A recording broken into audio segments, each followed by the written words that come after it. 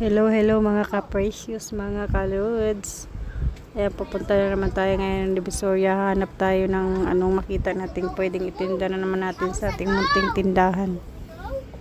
Pero naisip ko tingin din ako ng sibuyas. Ay wow, magpa-display na talaga sila dito. Mga sabit-sabit na ng mga lantern. December na talaga. Yan, biyaheng Divisoria, mga precious, mga ka-lods. Ayan, dito na tayo, malapit na tayo dito sa Divisoria.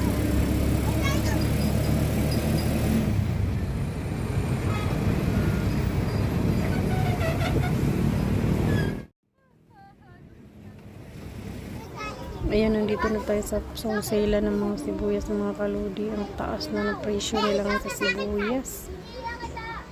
Ayan.